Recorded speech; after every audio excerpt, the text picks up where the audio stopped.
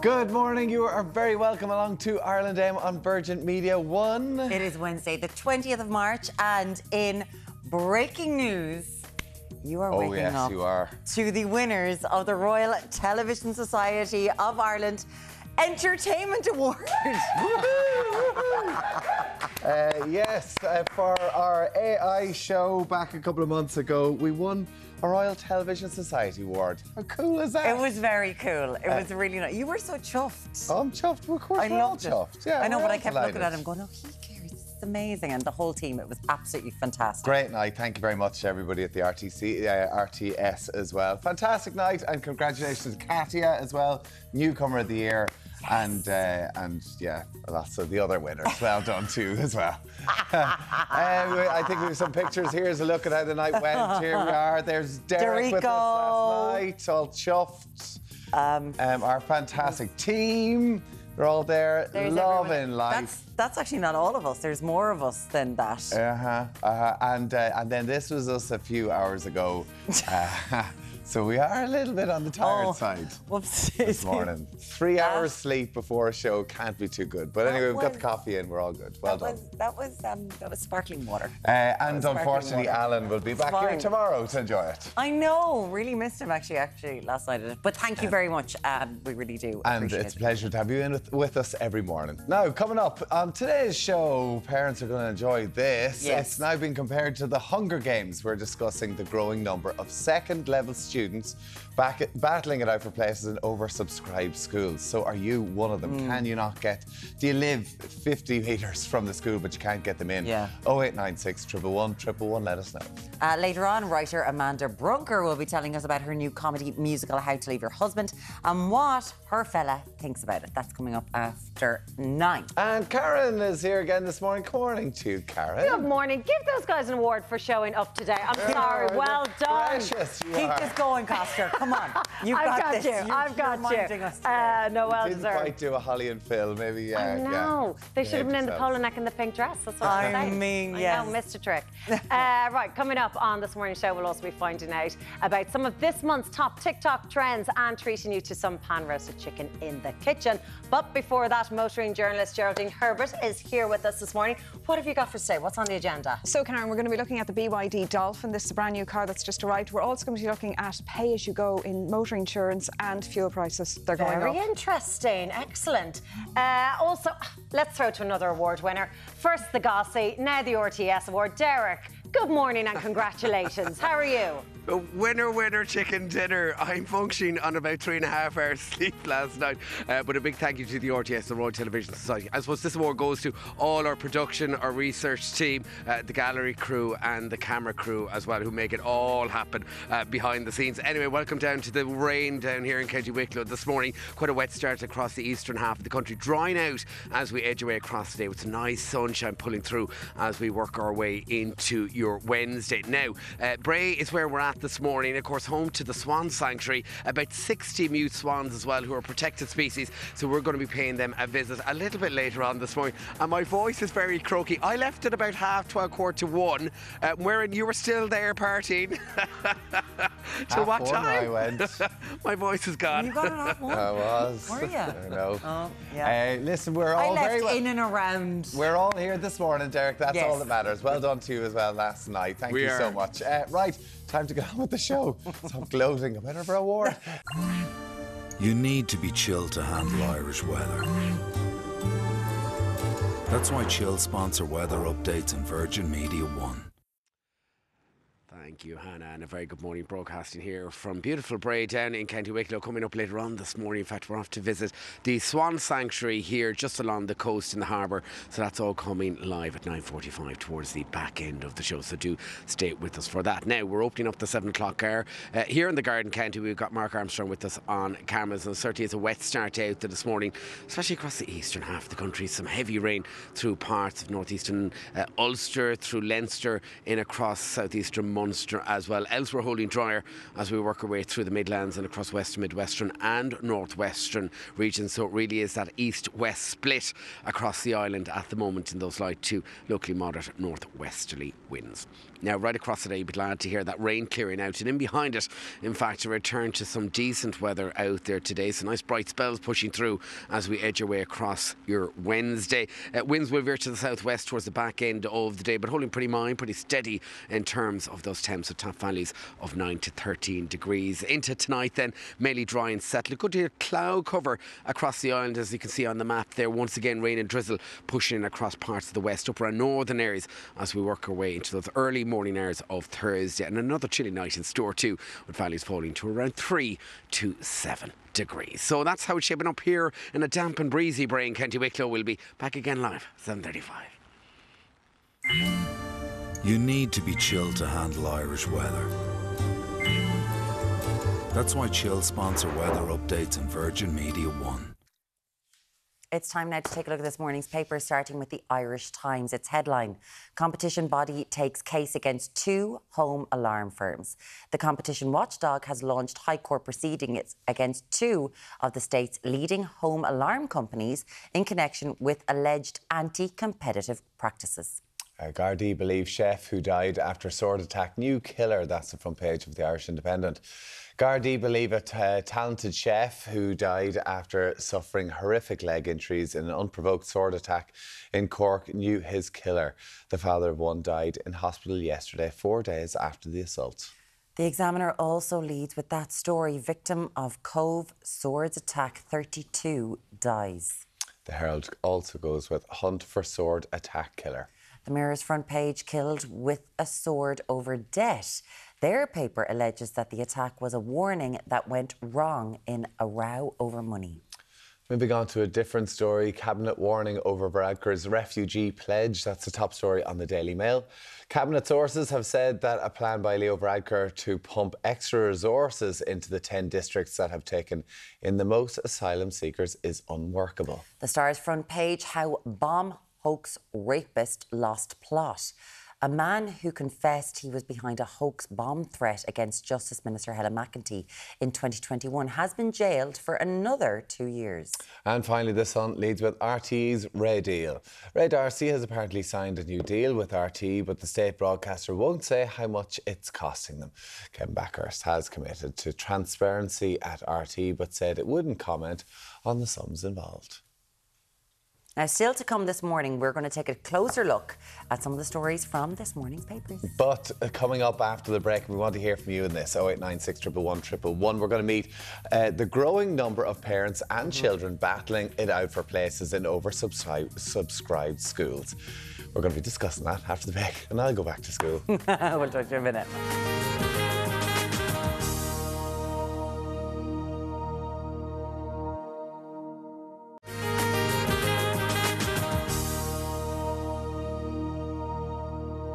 Welcome back. According to a recent article in the Irish Times, nearly 3 out of 4 parents are unable to secure places for their children at Ireland's most oversubscribed second-level schools. We did speak to the Department of Education about this. We asked for someone to come on and talk to us. We asked for a statement, but unfortunately no one was available. But our next guests know this struggle all too well. Joining us now, our parents, Elaine Coulston and Eric Leonard, alongside Principal of St Aidan's Community School, Kevin Shortall. Thank you all so much for being here. Kevin, so good from the department. You always come in from the education to talk to us. But can we talk, Elaine, what is the situation in your family? Like, you've got 2 boys in secondary school and 1 boy going in. Yeah, I have 4 boys altogether. Yeah. So I have 2 in secondary school, and obviously we were hoping to send the 3rd one the same way, but we cannot get a place for the 3rd child in the same secondary school as his brothers. We do have a place in another school, but we are now looking at a situation where we've doubled our commute time. You know, we our rural area, and school buses are few and far between, and we have to deal now with commuter traffic going into 2 different busy towns. and then try and get home for a primary school child. And you're both working as well, so this is just not realistic for you. I would have thought if you had 2 children already in the school, you were shoo-in then with your 3rd son. We were hoping, but no, the school policy, we are further down in the categories for the admission policy. So local schools... Why are you further down? Why? That's the school policy. When 2 kids are there, like honestly, you kind of think that families will be staying together when it comes to uniforms, cost of living, that all of these things would make more sense. Yeah. To kind of try to... And I understand it's hard for schools, but that wasn't the policy. Yeah, but I mean, it's going to split the family. You know, 2 different and schools. Different uniforms, different everything like that. Different everything. Yeah. Is Conor aware of all this that's going on in the background? He is. We're trying to keep it as low key as possible so that, you know, we don't make him too anxious. But yeah, he is aware, and you know, he keeps asking, will I get a school place?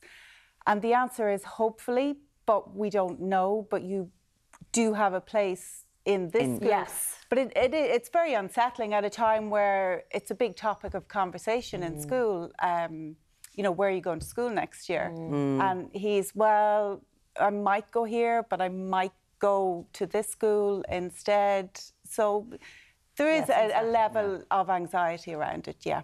We know that this is a countrywide issue, and we would absolutely love to hear from you today. 0896 111 111 about what's going on with your child and trying to get a school place. Because Eric, you set up a group, essentially a support group for people to actually talk about this. I did. We live in Stillorgan in South Dublin, so it's quite acute there. All the schools are very oversubscribed, so our own son, we couldn't get into our local secondary school, which is 600 metres from where we live. And I suppose one of the reasons he couldn't get in is largely because of their admissions policies. He's the eldest child, so schools always prioritise siblings of current students. That's a good rule, but it's when you've got your eldest child, they don't have a sibling in the school. The next criteria they apply is a parent or a grandparent formally attending the school. So again, I'm not from the Stillorgan area myself, so we found that our son was excluded on that basis. So yeah, I set up a group in February just to try and raise awareness of the issue amongst parents, because a lot of parents are very reluctant to speak out. They're, as we said in the article in the Irish Times, it's like the Hunger Games.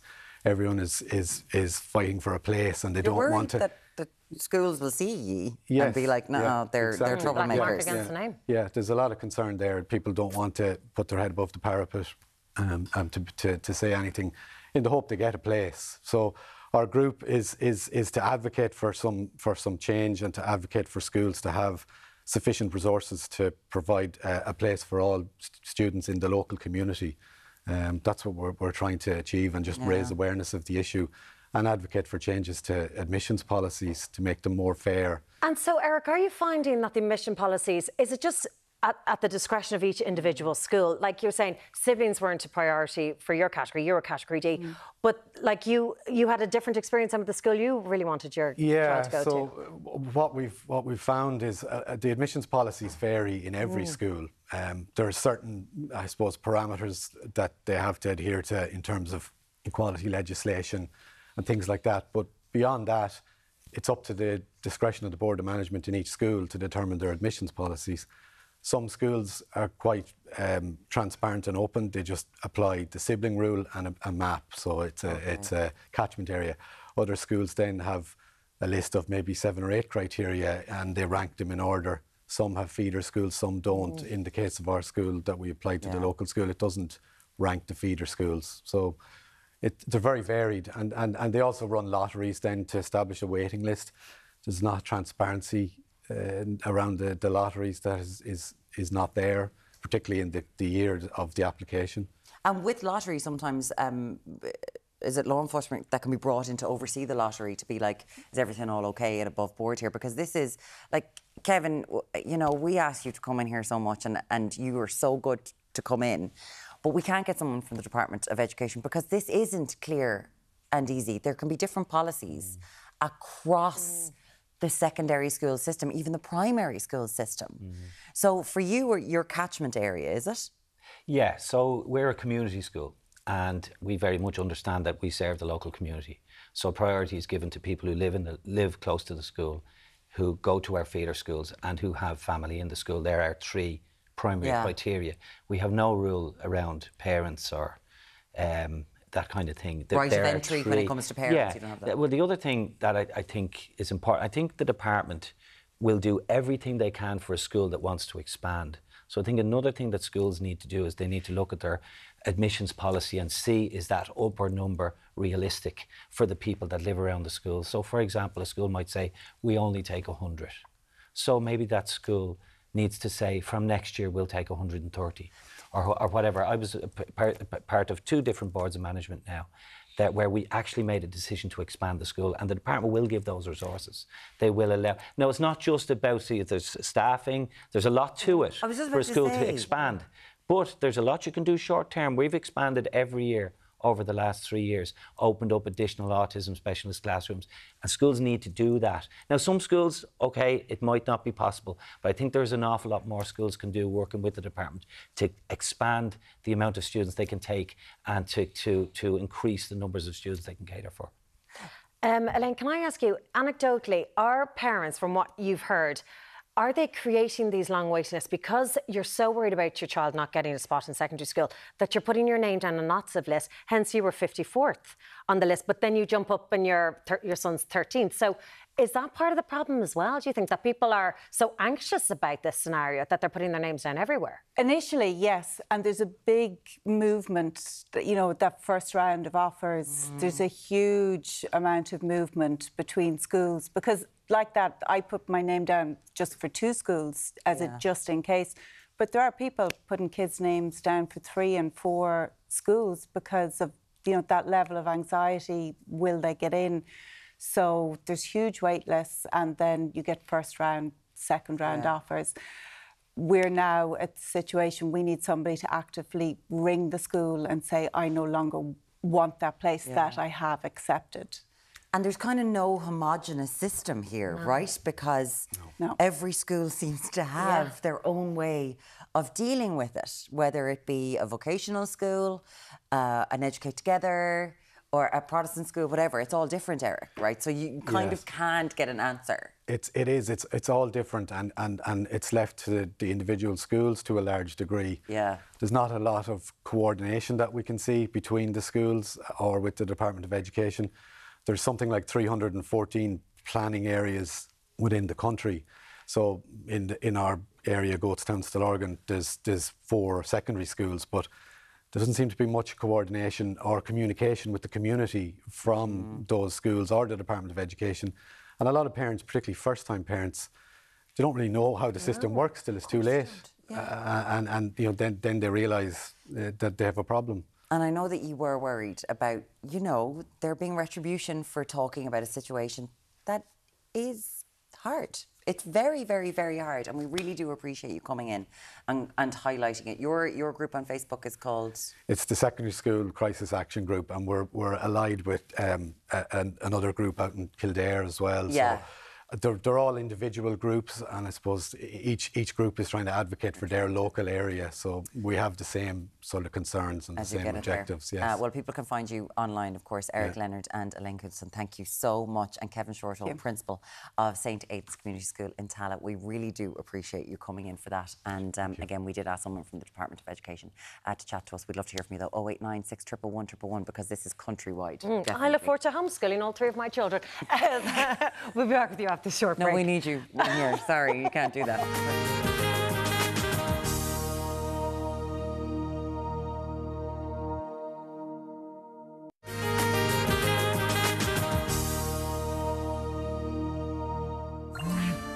You need to be chilled to handle Irish weather.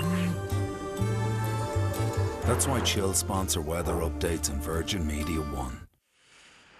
Gur míle má go Hannah Tommy Bjorn Show Bray Kilvan Tom. We'll give you a quick update on the weather. Lahore Teresha Shocht, and it is a wet start, isn't it, out there this morning, especially across the eastern half of the country. Drier as we push away in through the Midlands, through western, northwestern and southwestern regions now in those light to locally moderate northwesterly winds. Now across today, that rain pushing through, and in behind it, in fact, a return to brighter, sunnier weather. You'd be glad to hear out there this Wednesday, holding steady as well in terms of those temps, with top valleys of around 10 to 14 degrees.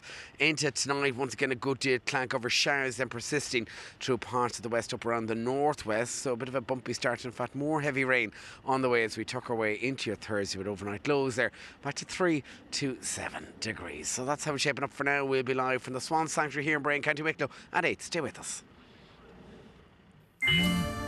You need to be chilled to handle Irish weather. That's why Chill sponsor weather updates on Virgin Media One. You're very welcome back. It's time now to take a closer look at some of the stories in today's papers. Joining us this morning is Jack Horgan-Jones, political correspondent with the Irish Times. Jack, it's lovely to have you here. Thank you so much.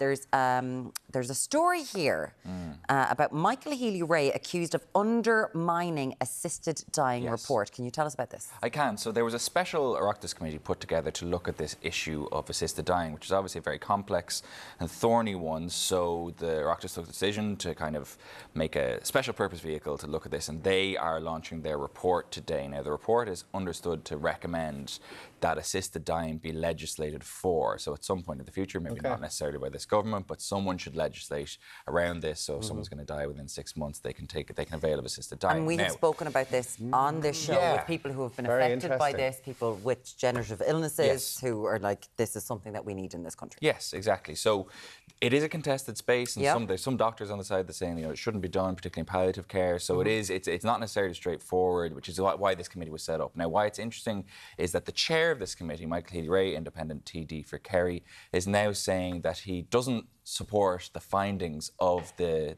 committee's report, that he wouldn't sign off on it along with 2 other members, and that immediately after the report's launch today at 2:30 this afternoon, he's going to go from the AV room in Leinster House, which is where reports are launched, out onto the plinth, which is where press conferences tend to happen, and he's going to launch an alternative report, a minority report, basically disputing the findings of the report authored by the committee that he chaired. So he chaired this committee that have recommended that assisted suicide and euthanasia be introduced into Be legislated for, So this looks like it could potentially be going forward. And then as the chair, he's decided he won't sign off on it. Yes, exactly. So is he just playing politics here to his people back at home? That could be part of it, certainly the politics is to the forefront now, because he's sparked backlash from some of the members of the committee who are now accusing him, Fine Gael, in particular, Alan Farrell, the Fine Gael TD for Fingal, saying, look, you're effectively trying to undermine, or in effect undermining the report on the day of its launch. He's backed up in those comments by the Fine Gael Senator Mary Siri Carney, who says that, this is nearly entirely unprecedented, and so ahead of the report launched today. This is a report. This is meant to be a non-biased view on what should be happening within our country. Does it feel like there's that morals, like that it's a moralistic stance that he's taking? Well, if you look at the 3 who have dissented from it, they would kind of come from that more traditionalist or conservative Catholic end of the spectrum. So it's himself, it's Ronan Mullen, the independent senator who was obviously to the fore during the recent referendum campaigns, and it's Robert Troy, the Fianna Fáil TD for Longford Westmeath. So they come from that space, absolutely. And I think that, it must be acknowledged that there are concerns both from the kind of moral, religious point of view and from the medical community, that this is not necessarily a straightforward position. But I think what marks this out as different is not necessarily the presence of dissenting views, it's the dissent of the chair of the committee and the timing of the publication of the minority report immediately after the launch of the report. So I think that's why this has engendered some bad feeling from some of the other committee members who are saying, look, this is a complex issue. We've all slogged our way through this over the last year to not much public it's not much public dividend. Like there hasn't been a huge publicity associated with it. There's a lot of slog work, a lot of heavy lifting done behind the scenes. Okay. And now at the end of this, you're coming out to undermine it. Goes the argument. It's exactly what a waste of money. Legislation then, so to clear, it would need to clear both houses of the Oireachtas before the general election. I presume government don't need something like this, which is so 50-50 before an election. That's exactly it. And, particularly after the result of the referendums, government is running scared of anything that looks like a potentially divisive social issue. There's also just a timing factor. It would have to go through pre-legislative scrutiny. It would have to go through the committee stage. This is all time-consuming. So even if it weren't for the referendum results, we wouldn't see it, I think. So even though it's been recommended, it doesn't look like it's one for the manifestos. It's one for the general election campaign.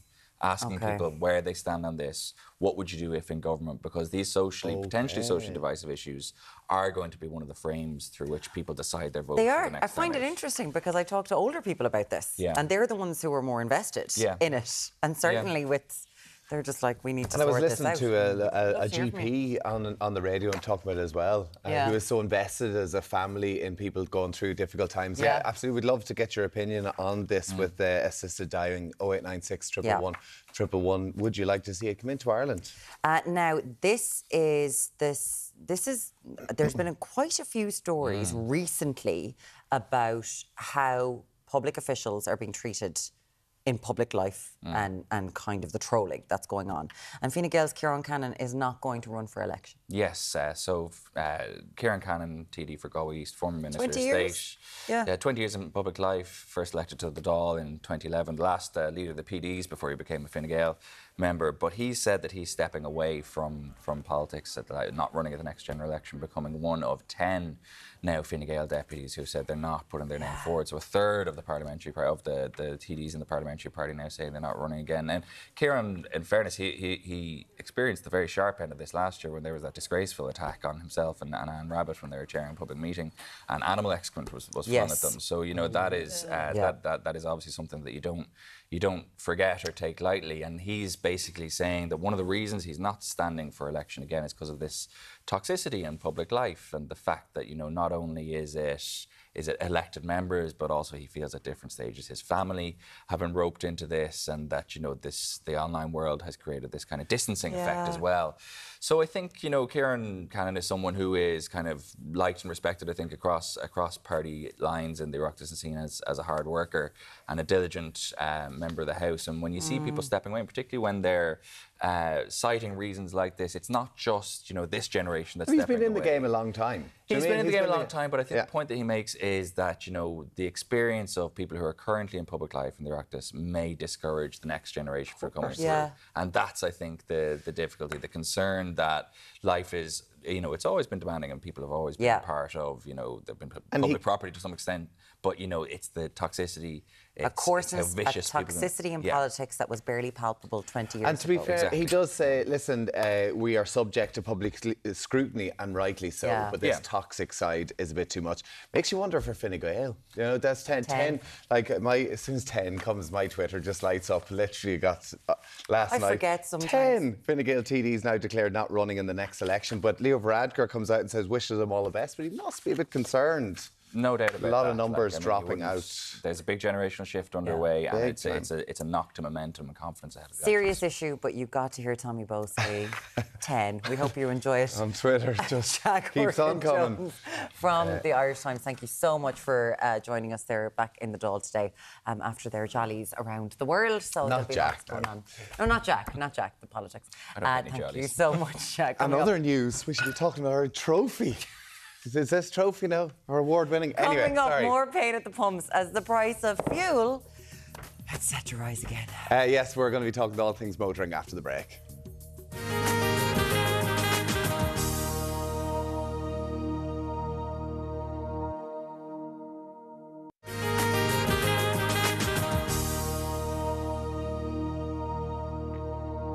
New cars, new rules, and unfortunately new price hikes. Yes, there's a whole host of motoring news to catch up on.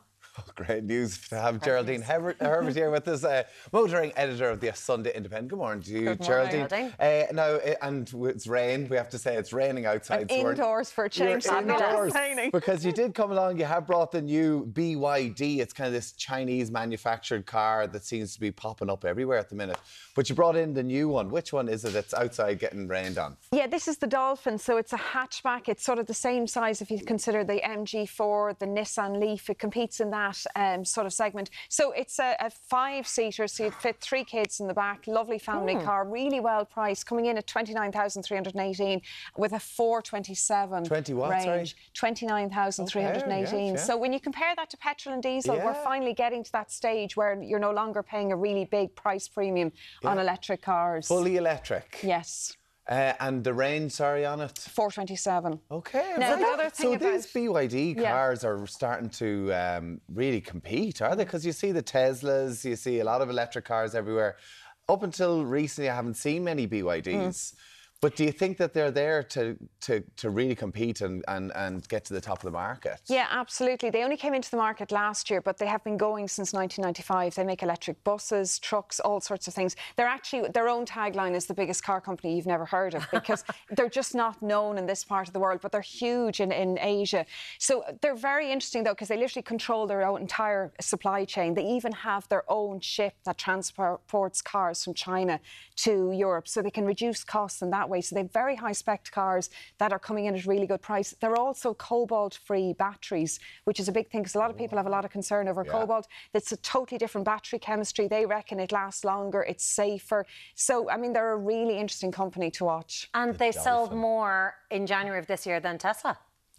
Last year they outsold Tesla as the biggest car maker, as the biggest EV car seller. Interesting. What does BYD stand for again? Build your dreams. Build your dreams. I wouldn't think about it and too it's much. actually on the back of that car as well. Yeah. Build your dreams, Dolphin. Okay, right, there you go. Let's move on to another story. I heard about this yesterday as well. So few retailers. So what's this new way of showing the prices? Yeah, in theory, this is a really good idea. So basically what the SEAI want is that petrol retailers will display a poster saying how much it costs to travel 100 kilometres going by using petrol, using diesel and using electricity, right? So therefore, it's a good idea in the sense that a lot of people think because we pay the highest electricity prices in Europe that it must be really astronomical to charge an electric car at home, which it's not. But people have this vision that, oh my God, it's going to add loads to your ESB bill. So the idea is to provide some clarity around that and actually do a good comparison. The fuel retailers, though, are giving out about a few things. Number one, they haven't got an awful lot of notice. They were literally given 30 days on February the 29th to get this. Obviously, there's an additional cost. The posters need to be updated every 3 months. There's various different ways you can produce the posters. They can be in the shop, they can be outside, or they can be on an electronic screen. But the other thing that they're giving out about is the fact that the electricity price is based on 90% charging at home and 10% on the public charging network. Now, the majority of people charge probably 80% at home and use the charging network 20%. But I think the problem they have is if you're standing in a filling station and you're going to avail of electricity in that filling station, you're not going to be paying anything like, I think it's €3.18 they're saying for 100 kilometres. It's €10.06 for petrol and it's $8.65 I think for diesel. Okay, so if somebody reads that in the petrol station and then all of a sudden they get charged an extortionate price. A hell of a lot more. I think that's going to cause a problem. It'd be great if it was an ad in a newspaper or if it was in a car dealership, because then that is what you can charge it for. But when you're standing in a filling station and you're going to actually avail of, you know, the electricity charger in that filling station, you're going to be paying an awful lot more. So I think they need to clarify that, and that's what the retailers are giving out about at the moment. Geraldine, we know petrol is going to go up as well, 15 cent a litre and 12 cent a litre for diesel. Over the next 12 months, there's about 4 different increases coming in. All that news. Not for electricity driver, or electric car drivers, of course. Listen, I converted a long time ago, Geraldine, preaching to the choir here. Talk to us about pay-as-you-go insurance. Yeah, this is an interesting one. This was a survey that was done, and it was found that I think it was nearly 60% of people would avail of this. And basically, it's for people who, the people that would like this. Now, this happens in the UK and in the US. If you're a really low mileage driver, you could avail of this, because at the moment, if you're going for insurance, they'll give you an estimated mileage, and you'll be charged on that basis. But if you're doing considerably lower than that, you could have a telematics, like a black box put into your car. It would track the number of miles you do or the kilometres you do every month. You would pay only for that, and then a set fee just to cover the other basic stuff. So I think it would be very attractive to a lot of people, because we probably don't do half as much mileage as we actually think we do. More people work from home as well. Yeah, true. And could that come into Ireland? Because it's in the UK, as you said. There's no reason why it wouldn't. The reason why, though, whenever you talk to anybody in insurance as to why we don't get these options, is it's not a very attractive market. We're always told because we have very high claims, and our claims are very costly. So this is always the argument about bringing anything new into the insurance market, is it's not an attractive market. So. OK, it's the highest costs of everything else, and pretty much insurance as well. Get in touch with us as well. Do you think that pay-as-you-go insurance would work for you? 0896 111 111. Geraldine Herbert from the Sunday Indo, great to have you with us. And congratulations on the award. Oh, Liz, I forgot the trophy. Where is it? You heard something. Liz, you're very good. Thank you. Thanks, still to come, we're going to find out why health experts have issued fresh warnings on the use of laughing gas amongst children. We'll see you after the break.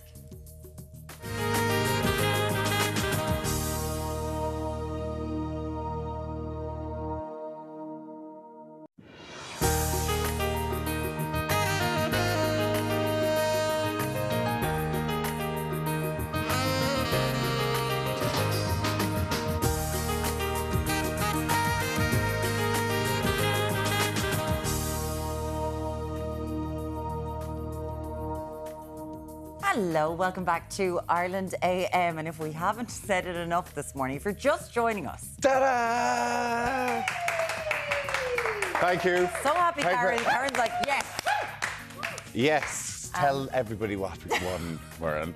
We won. What did we win? No, we won a Royal Television Society Award, and the Dame of Ireland AM isn't here, Alan Hughes, and it's royal. I find it really weird. He would love this. No, it's amazing, because Ireland AM, we never win anything, and it is amazing. So yes, well done to all the team for all the work. Best entertainment show is what we won last night, and we are just absolutely delighted, and we're keeping it together today.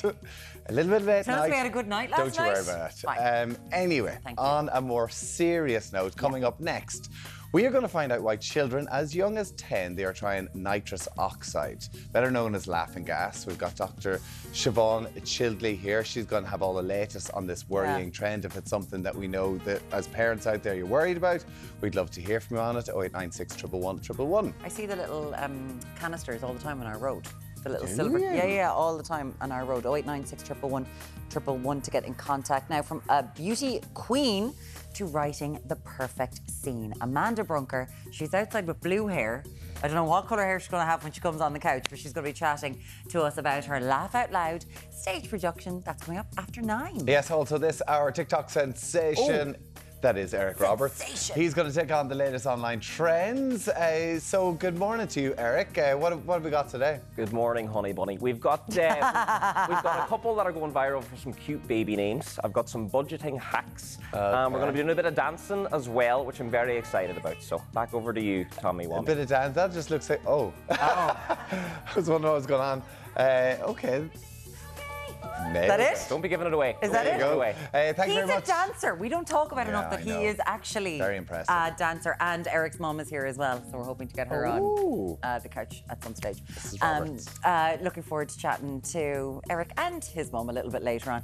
Karen is over in the kitchen with Jack O'Keefe. Hello, darling. I am. I feel like you're the secret sauce that led to that award, to be honest, Jack. I think you need to be getting more credit. They'd won nothing until you arrived. I wouldn't say that now. I feel like chicken tonight. Can you help me out? Look, I'm just bringing the cure today for you, lads. Yeah, some fried chicken. A lovely little classical lush number is what we're doing. We're going to cook. I always bring the butter, loads of it. All right, let's. So I'm going to cook chicken and potatoes pretty much in half a pound of butter. As I always say, Tommy, what do I say? More butter, more better. More butter, more better. Yeah. Perfect. Looking forward to that, Jack. Now, Deric is swanning around in Bray this morning. Deric, how are you? Swanning around is right, Karen. Welcome down here to the Garden Candy. We are surrounded here by a herd of swans. Etna, you're the lady, one of the ladies responsible for looking after them. That's right, yeah. We've got 60 mute swans down here, and they're fed mostly over the winter time, most evenings. Some of them are injured as well, some of them recuperating. That's right, yeah. So by feeding them in the evening, we can check on the injured ones. and make sure everybody's okay. And sometimes we do a number count as well. And how many have we got down here? About 60. About 60. 60 on average. And they're hungry this morning. They're getting their breakfast. So we'll have more here live from Bray, County Wicklow, right across the board. Dish it out here. Come on, Ireland. It's an award-winning breakfast. Here we go. Here we go. Now look at that. That's why we win these awards, isn't that right? Thank you very much to Deric. So close to the Swans and they're being chill. Yeah, they're eating. They're eating. Wait till they finish. You need to be chilled to handle Irish weather. That's why Chill sponsor weather updates on Virgin Media One. Thank you, Hannah, and a very good morning live down here at the Swan Sanctuary in Bray, County Wicklow. We're going to be talking about these beautiful birds and meeting the team behind that look after them, in fact, here on a daily basis. So that's all coming your way live at 9:45 into the next hour. Now, getting past 8 o'clock here together, it's a pretty wet start across the eastern half of the island, isn't it? Plenty of showers beginning to push out into the Irish Sea bit by bit, quite slow moving in nature, but elsewhere just about holding drier as we work our way into the Midlands through Western, Midwestern and northwestern regions. So that sunshine slow to push through now in those light to locally moderate northwesterly winds. Now, right across the day, in fact, we do have that improving picture. We will see those showers feed out, and in behind it, we will see a return to sunshine. So some nice bright spells on the cards. You'll be glad to hear out there today. Top values of around 10 to 14 degrees. Lots of honking going on here behind me. And finally, then tonight, it looks like mainly dry and set, a good deal of cloud cover to start. Then we will see the showers once again building through western and northwestern areas. So a bit of a bumpy ride with heavy rain on the way for Thursday as well. And overnight lows on the chilly, on the cooler side, back to 3 to 7 degrees. So that's how we shape it up here in Bray, County Wicklow at the moment. We're on the beach with the Swans. We'll be back again live 8:35. You need to be chilled to handle Irish weather. That's why Chill sponsor weather updates on Virgin Media One. It's time now to take a look at this morning's papers. We're going to start with the Irish Times. Its headline: Competition body takes case against 2 home alarm firms.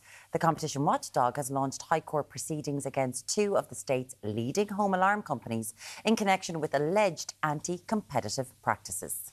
Gardaí believe a chef who died after sword attack, new killer. That's the front page of the Irish Independent. Gardaí believe a talented chef who died after suffering horrific leg injuries in an unprovoked sword attack in Cork knew his killer. The father of one died in hospital yesterday, 4 days after the assault. The Examiner also leads with that story: victim of Cove sword attack, 32 dies. The Herald also goes with hunt for sword attack killer. The Mirror's front page: killed with a sword over debt. Their paper alleges that the attack was a warning that went wrong in a row over money. Moving on to a different story now. Cabinet warning over Varadkar's refugee pledge. That's the top story on the Daily Mail. Cabinet sources have said that a plan by Leo Varadkar to pump extra resources into the 10 districts that have taken in the most asylum seekers is unworkable. The Star's front page: how bomb hoax rapist lost plot. A man who confessed he was behind a hoax bomb threat against Justice Minister Helen McEntee in 2021. He has been jailed for another 2 years. And finally, The Sun leads with RT's Ray deal. Ray D'Arcy has apparently signed a new deal with RT, but the state broadcaster won't say how much it's costing them. Kevin Backhurst has committed to transparency at RT, but said it wouldn't comment on the sums involved. We'll find out eventually, though, won't we? Of course we will find out eventually. We'll find out, Ray. Exactly. I love Ray. Good on you. Sign on new contract, exactly. Great broadcaster. Do your thing, absolutely. Now, guys, you were talking at the start this morning about this school places for secondary school kids trying to get in, and how it's an absolute disaster because there's so many children in local areas trying to get into Secondary a school school with so few places. It's like selling your wares to try to get in. And we were like saying that you know some really nice rugby stars. Yeah, I think I might have to call Greg O'Shea. Yeah, that's it, Greg. I don't like doing it and using my connections, but I might have to. Don't worry, your fancy schools Thank God for the Olympian. So good. There's enough rugby players in those schools. They don't care about any of us.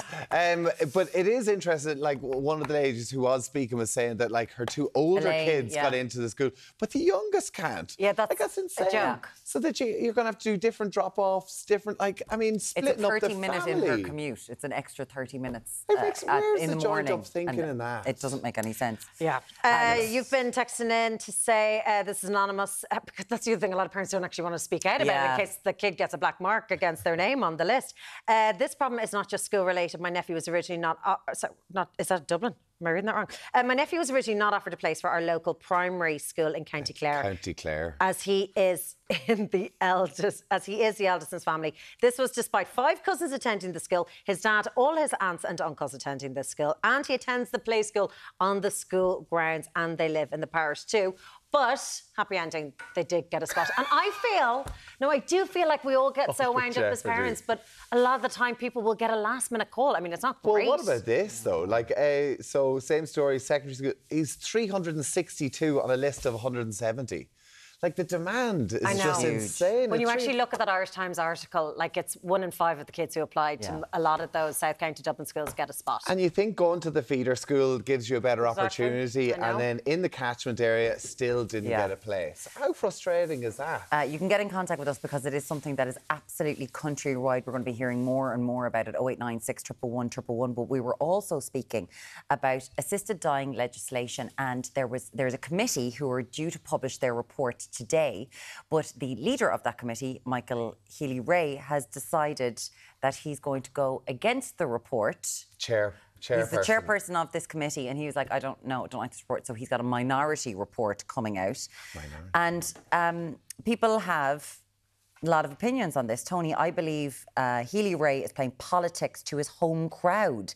This is a necessary piece of legislation for people going through a tough, ridiculously hard time. Well, it is, but it's also fought from both sides because, 100%. And you can see that. But the independent report, this committee is like saying, oh, this is something that we should be doing. Like, they've done all the work on it, and he's decided that. Well, he I doesn't agree agree with that his own he's playing report. politics, but he might have his own personal reasons that are away from the report. 100%, but you need to back up the report, right? Even if you've got moral issues, you can say that, but it's your report. Yeah, but sign up for something that you don't genuinely believe yourself. Then don't get involved in it. Well, yeah, that's exactly it. And yeah, Tony says he's playing politics. We have a couple other messages on that. There's a good few on that, actually, yeah. Let us know what you think of it. 0896 111 111. And thank you for your text messages about the schools as well. It seems just a difficult and stressful time for so many parents. That's not even secondary school, primary school as well. Now, coming up after the break, we are going to find out why children as young as 10 are using nitrous oxide, better known as laughing gas. Talk to you shortly.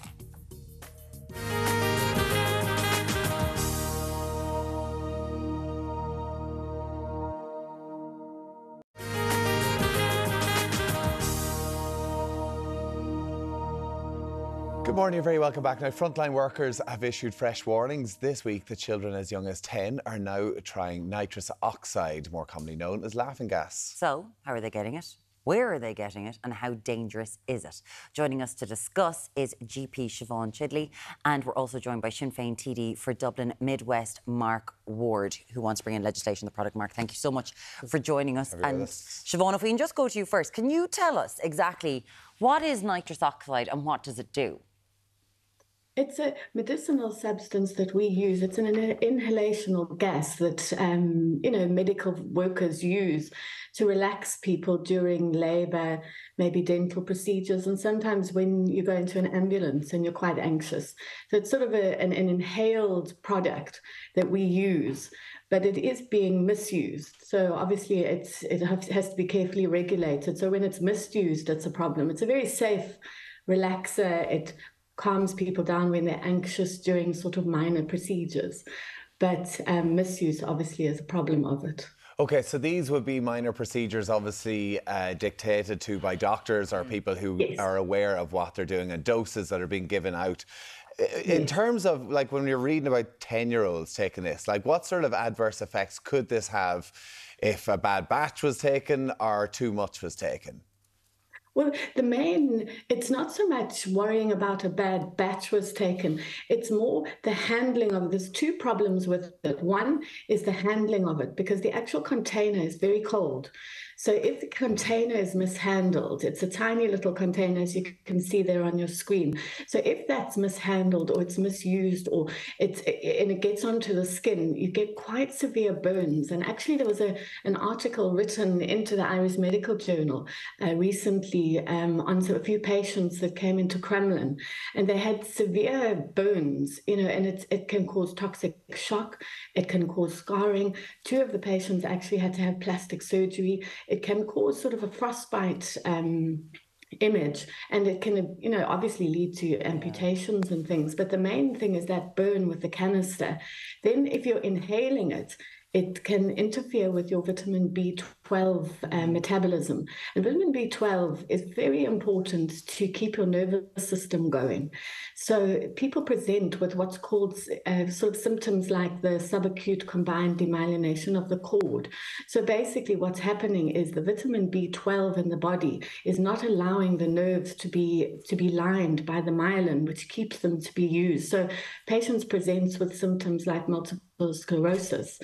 So between the burns and the multiple sclerosis type symptoms, it's quite tricky to manage because you don't know why the person has presented with this. But these burns have been quite key to highlight that this is being misused by children. Okay, so, you're kind of sitting there. I've seen those canisters on the road. Mark, you're in your area, you're a behavioural therapist as well as being a politician. Can you tell us what's going on in your area? Because you've seen a marked increase in people reporting for addiction services. So you only have to walk down any estate in my area and you will see discarded nitrous oxide canisters across the road. Now, they've changed from the small silver bullets that we've seen on the screen there a few minutes ago to these more industrial-sized canisters. They're gone from 20 milligrams to 20 grams up to 670 grams in these big canisters. Wow. And they are absolutely all over the place. We've seen a marked increase in the amount of young people who are presenting to the HSE's Adolescents Addiction Services in Cherry Orchard. 175% increase in 1 year we've seen of young people. And these are only young people who are presenting when there's a problem.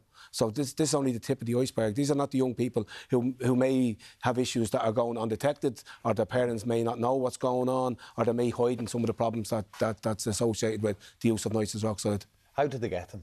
So they're getting them online, they're getting them off unscrupulous drug dealers, left, right and centre. So they're cheap enough to buy online. You can buy them online for about €15 for these big canisters, but they're sold then for €40 each. They can sell these canisters online, and dealers are walking around carrying these canisters. See, the issue is that it's not a controlled substance under the Misuse of Drugs Act. Yes. Nitrous oxide is not, because it has commercial uses, like the doctor was saying, in relation to the medical industries, but also the catering industries, where it's used as a propellant in the catering industries as well. So it has got commercial uses, so it's not controlled under the Misuse of Drugs Act. But you're hoping to bring in legislation? Yeah, so the legislation that we're looking to bring in is very similar to what was introduced in Holland last year. And as you know, Holland has a very liberal approach to drug use. So if Holland are bringing in something to regulate the use of some sort of substance, there's an issue. So it's very similar to what Holland are bringing in. It's to regulate it outside of the commercial uses, outside of the catering industries, outside of the medical industries. And it's also, the legislation won't criminalise the end user, which is the young person. So as you said, it won't criminalise a 10-year-old at the end of it, but it will give the Gardaí the right to confiscate that as well. OK, there's a lot of talk about decriminalisation of drugs as well, and we were talking to Siobhan there about this, the harmful side effects of this. There's obviously burns are a big thing, there's obviously the vitamin D effect as well.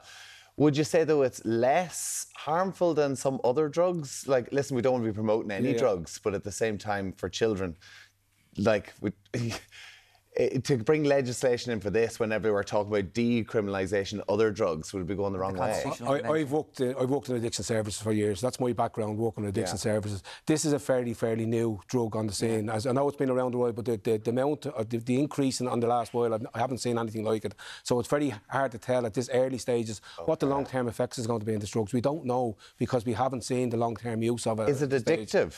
And I don't know. So, but people are presenting, I said 175% increase in the amount of young people who are presenting to the Adolescents Addiction Services. So they're presenting there for a reason. They're not presenting there because there's no problems. And it's the sort of thing parents don't know. Like, it's as simple as that, Siobhan. Like, the thing is that this is a regulated, so it's not like you can get it because it's needed within your industry and in the catering industry. There's another side effect. Did you mention frostbite? That's a side effect. But it can give you a frostbite type picture. It's because the canister is so cold. When it hits the skin, you get a nasty sort of a burn, and you can get. I mean, the people, if you don't deal with the burn, it's a quite deep sort of 3rd-degree burn. Sometimes requiring plastic surgery. Sometimes you can get septic with it. You know, so from a systemic point of view, if you get a severe burn, it's a problem. You know, saying whether it's addictive or not, a feeling that is good for a person, anybody can get addicted to that feeling. So, you know, you can't really say that because it's not maybe as addictive as physically and chemically addictive as, for example, alcohol or benzodiazepines or opiates, that it's not addictive, because that feeling of euphoria and the ease in which children obviously can get hold of this, that is addictive. So when people are going through an awful lot of trouble, and some of these children, it's their only feeling to feel good, that in itself is addictive. So we need to protect the children from things like that. And if these drugs are protected under the Misuse of Drugs Act, then it does become a lot easier to regulate it as opposed to criminalising. And I think there's 2 separate parts to the legislation that they're thinking about. And it's not to particularly criminalise the children. It's to make the actual substance a problem so that the lawmakers have a way to regulate the substance. Is this something as a GP that you're seeing more of with nitrous oxide, but with other drugs, and something that you're quite aware of because it is becoming more and more available to people at a younger age? Well, nitrous oxide itself, no, people wouldn't present to a GP with that. I suppose our awareness within the addiction realm should be of people presenting with neurological symptoms and vitamin B12 deficiency and ataxias and things. But the misuse of drugs and addiction and things like that with the younger people and the young person and the young 20-year-olds, the 10-year-olds, it's very difficult for GPs to manage. Alcohol remains a problem. Cocaine is a huge problem that we can't manage. So addiction in general to substances is a big problem within Ireland, and it's very hard for GPs to manage because there aren't a lot of resources, although the addiction services do very well, but there's so much of it that goes under the radar that we don't even know is happening, that is impacting on people's health. 0896 111 111 to get in contact, and this is something that can be legislated for quite quickly. Yeah, absolutely. Yeah. Mark? That's it. And it's imminent. We have the legislation ready to go in the next week or so. Yeah. Surely you're not going to come up against much opposition. This is something I don't want to go to war with government for. This is a no-brainer. This is something that we should be able to get done together. Absolutely, no-brainer. Mark Ward, Sinn Féin TD, and also Dr. Siobhan Chidley, thank you so much for joining us both this morning. We really do appreciate it. You need to be chilled to handle Irish weather. That's why Chill sponsor weather updates on Virgin Media One. Guramila Magotana Tommy Bjorn Show O Santry Allah here in Bray Kunta Kilvanton. We'll give you a quick update on the weather here, getting past 8:30, and it's a showery start across the eastern half of the island. Plenty of the wet stuff coming down, holding drier the further west we go in across the Midlands through the northwest as well now in those light to locally moderate northwesterly winds. Now right across the day, take a look at the map because we do have finally a return to sunshine out there today. Some nice March rays extending across the island. Top Valley's holding steady too at 10 to 14 degrees. Then into tonight, good deal of cloud cover. We will see some showers then push in across Connacht up around the northwest as well. Southwesterly winds then in the driving seat will be quite strong for a time as well, especially off western and northwestern coast. With overnight lows on the chillier side back to 3 to 7 degrees. So that's how it's shaping up for now. We'll be catching up with more of the team here at the Swan Sanctuary in Bray, and we'll be back again live at 9. You need to be chilled to handle Irish weather. That's why Chill sponsor weather updates on Virgin Media One.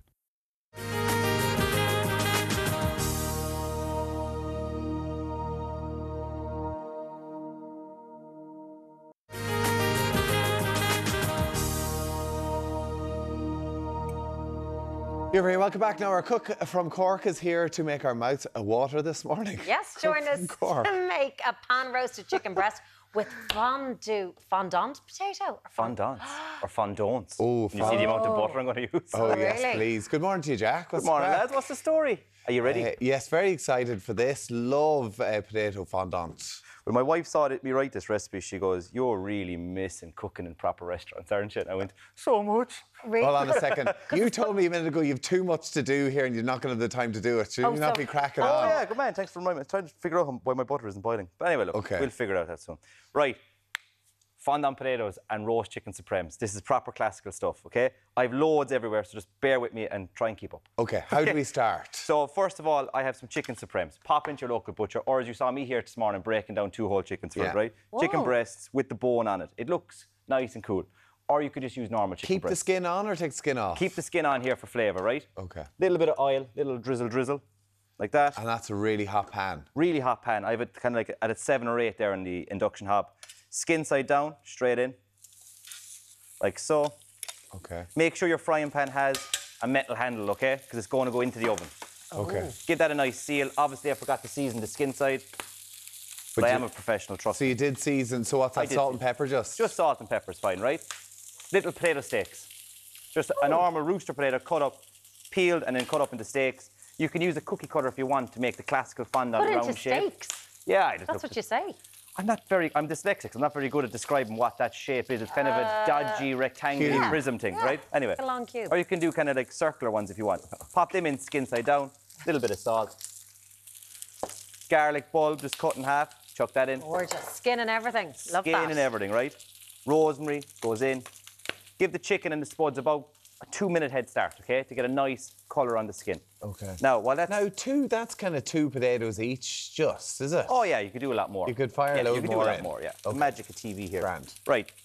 Next up, then, is our greens. I'm going to serve this with some spring greens. I have some purple sprout and broccoli and some nettles that I picked off beside the M50 this morning. Wow, okay? really? I'm only messing, no, off my mother's ditch. Oh, Okay? sorry.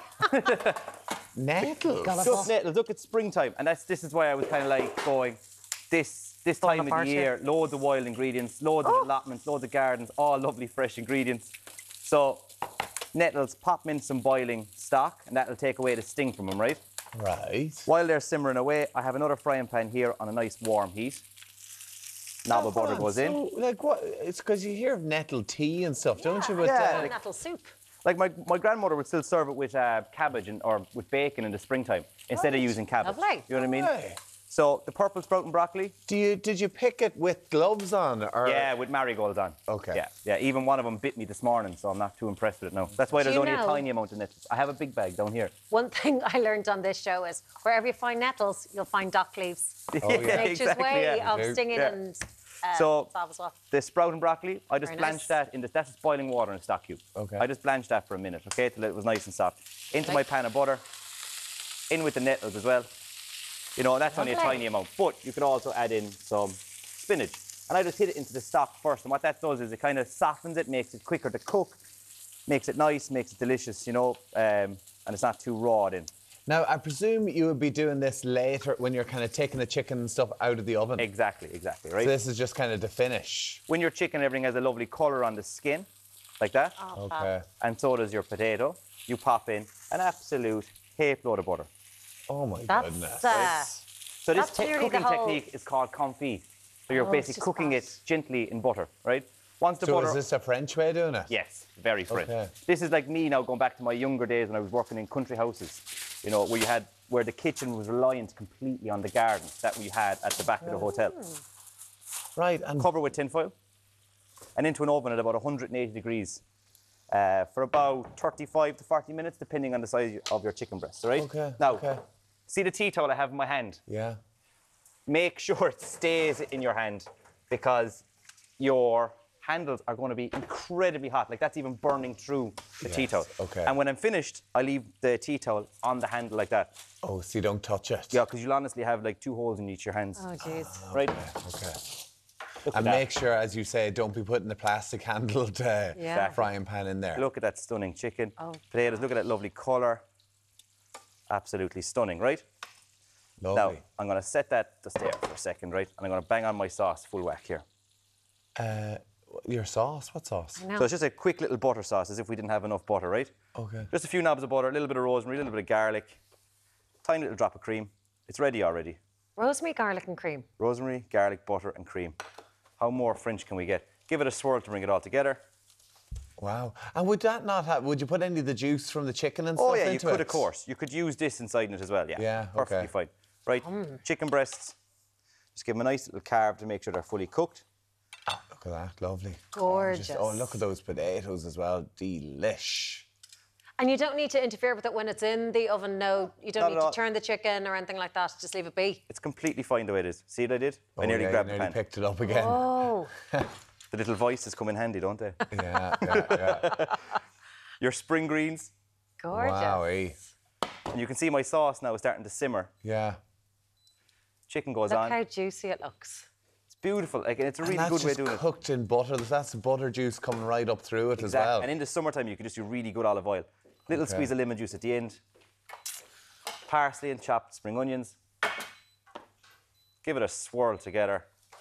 Go on, throw it on top there. No. Look at that. Quite literally, what did I say to you when I saw you this morning? You won't remember. I said, winner, winner, chicken dinner. Oh, yes. And you literally have your chicken dinner. Hey, look, that sauce is unreal, isn't it? It's kind of like a parsley now, sauce. the little trick of the tray there is make sure it's simmering before you add the lemon juice, or you'll curdle the cream. Ah, there you go. All right? You took in, you deserve that. That looks incredible. And again, that chicken is delicious to do the day before. So you're not hectic like I am here. Do it the day before and then just reheat it quickly in the oven on its own. So garlicky, so buttery. So garlic is a buttery. Garlic, perfect with dandelion leaves, anything that kind of grows around the ditch. Jack O'Keefe nailed it. Absolutely beautiful. Good to Thank see you. Again, Jack. Now, whether it's a wacky dance or the latest Gen Z trend, Eric Roberts has scoured the world of TikTok, all so that you don't have to. He's just going to join us after the break. See you in a minute.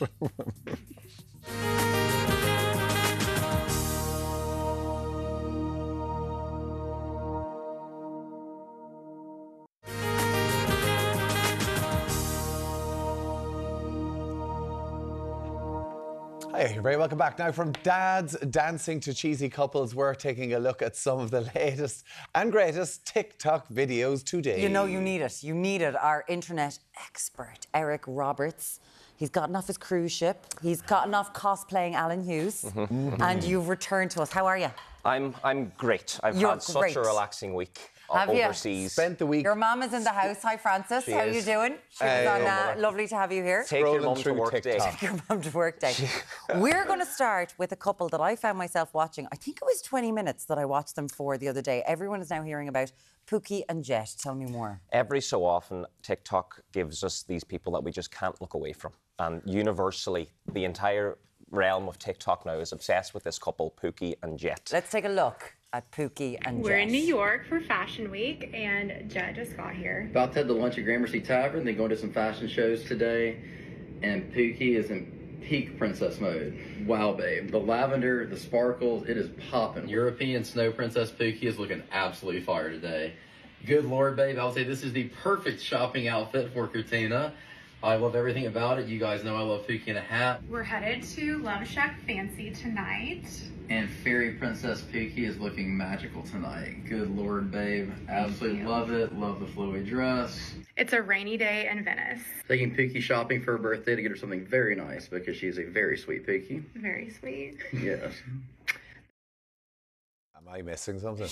Yep. So it's like something out of a Netflix murder documentary.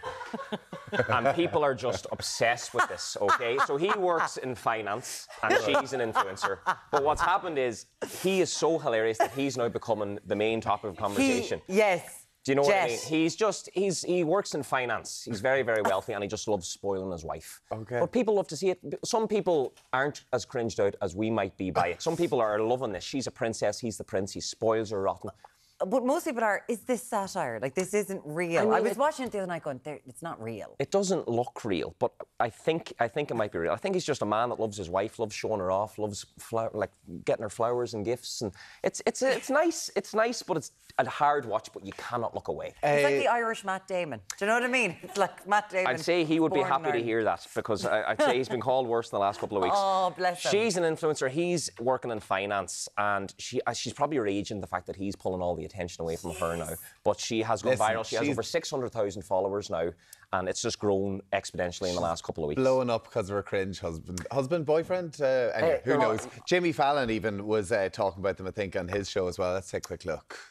What is considered the greatest love story of all time? Romeo and Juliet. Wrong. Pookie and Jet. You know them. Pookie and Jet. I love watching them on the TikToks, you know? Reese Witherspoon has Pookie and Jetted actually on the red carpet recently as well. Listen, there's okay. nothing wrong. There's nothing wrong with a couple of baby names. You know? So I call my wife Babe. She calls me Lazy. So it's a fun game we have. TikTok trend number 1. Let's move on to loud budgeting. He doesn't Eric. like it. He doesn't like it. He's not in at all to Pookie and Jet. Loud budgeting, yes. So if there's one thing we hate talking about in this country, it's money. There's such a poor stigma around it. And loud budgeting is actually a lovely trend that's allowing us to talk more freely about things we're saving money for as opposed to things we're spending them on. Normally, the internet's a cesspool of showing off, and I'm buying this is car. more like it. This is my house. I'm going on holidays here. Loud budgeting is a trend where people are talking about what they're saving for. So you might have money, but you're not going to spend it. Okay. And reasons why you're not spending it, whether it be a mortgage, whether it be your for whatever financial reasons, college, tax bills, and there's loads of tips and tricks around how you can save money as well, like buying dupes. So you're not going to be going to the high-end fashion brands. You can buy dupes for a lot cheaper. You could have fakeaways instead of going for a takeaway. You can organise a night in with your friends. So there's loads of way around this, but it's a lovely trend. It's helping people save money and kind of getting rid of the stigma as well around talking about money, especially here in Ireland, because we hate it. We hate it. Hate it. Hate it. Well, it is true Loud because budgeting. Instagram, social media, it's all about blowing about how much money. We're actually now in a time when we're trying to save for houses and everything else. Maybe it's a good thing to 100%. show that we It's don't just have a to do more it. positive trend. We don't see them too often. Well done to TikTok. Maybe Pookie and Jet could take a leaf out of their book on that one. We need to do, this is the Hold My Hand dance. Jess Glynn is back from... I don't come on here without throwing a few shapes, and we understand that at this stage. So we're going to be doing a dance. It's Jess Glynn, Hold My Hand, and it's a very simple dance this week. We don't have to learn anything. Thank the Lord. Okay. Basically, we're going to be trying to make Karen crack a smile. We're going to be trying to make her crack a smile. She never smiles that way. Can we take a look at this trend from TikTok? Standing in a crowded room and I can't see your face. Put your arms around me, tell me everything's okay. In my mind, I'm running around a cold and empty space. Just put your arms around me, tell me everything's okay.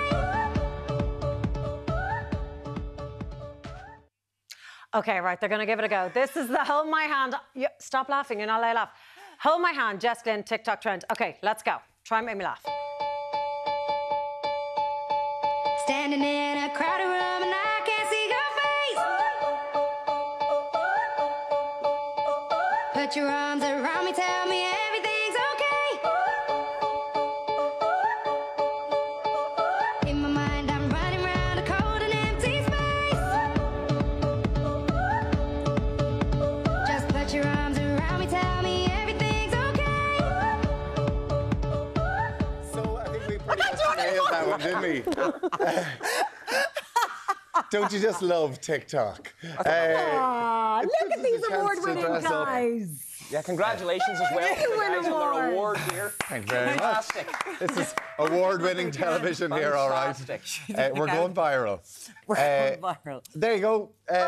That's us nailed. What was that one called? That was Jess Glynn, Hold My Hand dance. Hold My Hand. That's Well, listen, TikTok sensation, Eric Roberts, thank you so much. you very much. It's giving fire. Love you, Pookie. Thank you, Pookie. It's giving fire. Lots more to come in the final hour. Touch you in a second on Ireland AM. Hi, Francis. Francis is over here. There's Francis. How are you? Touch you in a second. Come on, Francis. We can get Francis on the telly. We'll talk to you in a minute.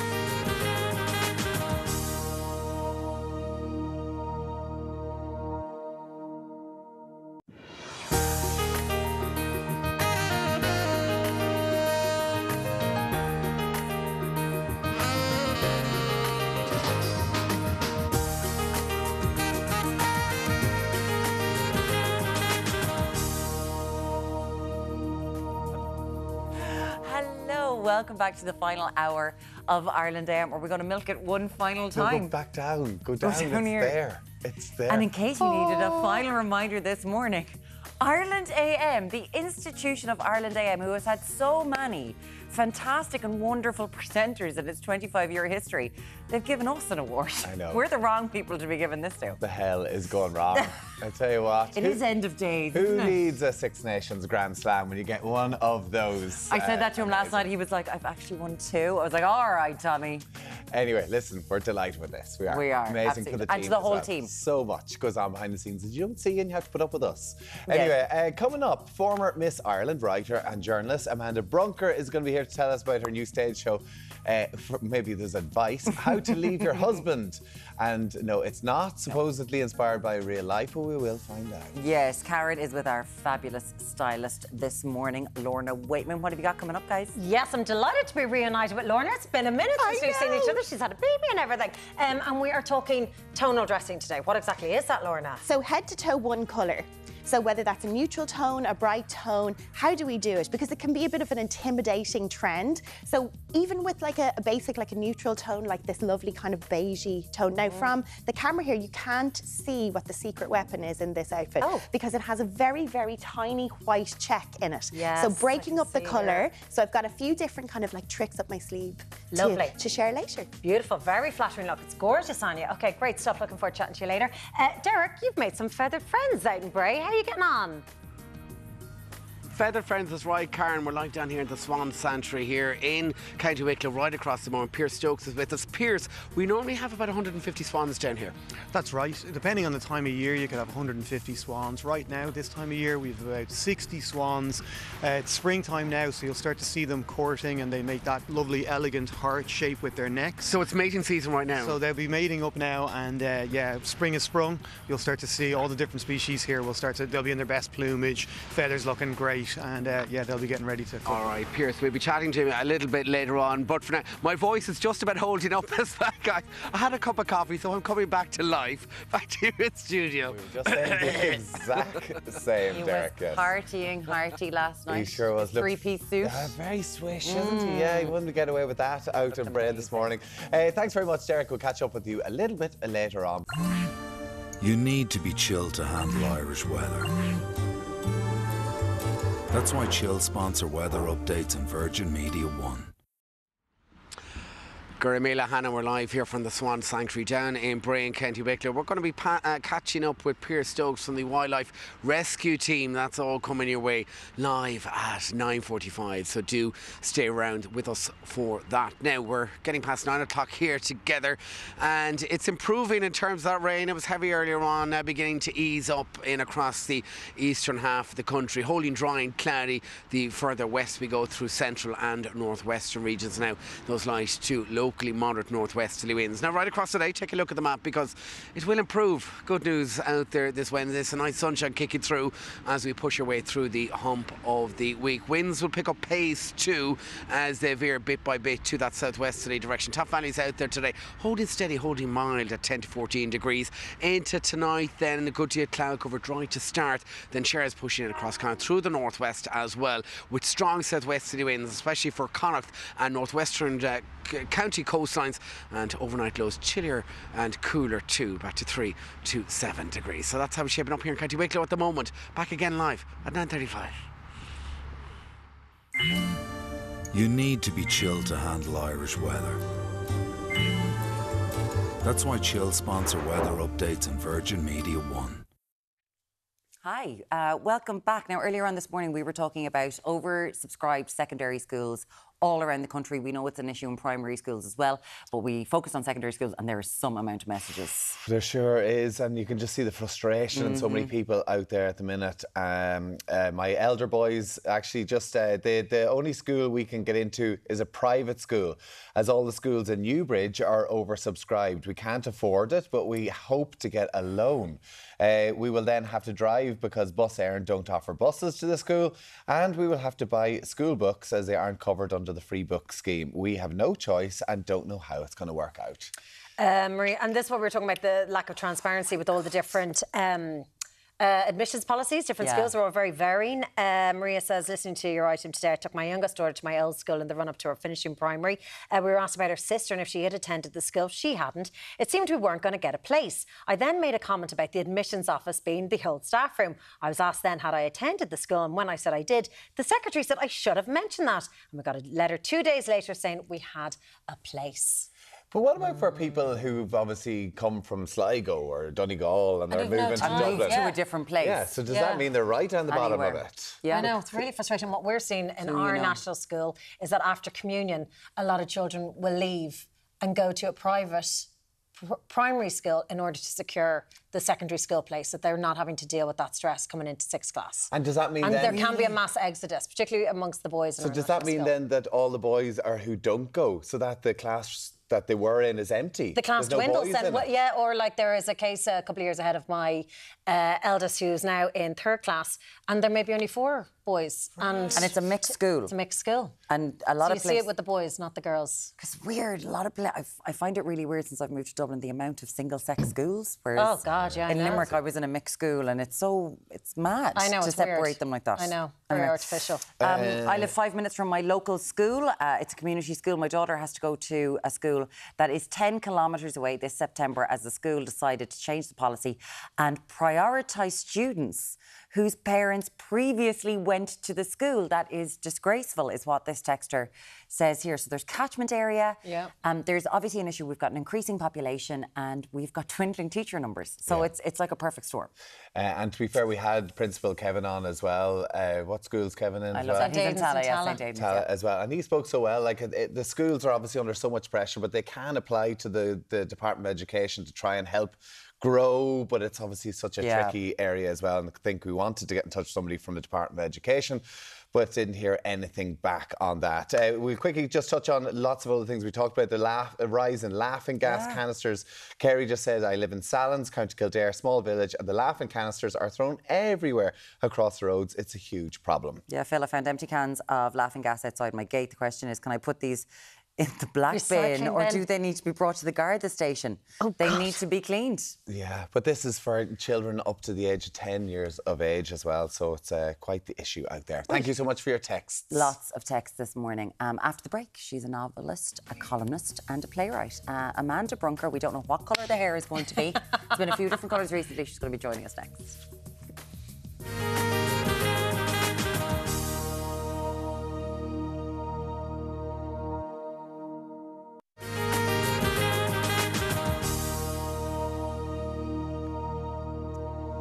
Welcome back. Now, it's been over 30 years, apparently, since our next guest...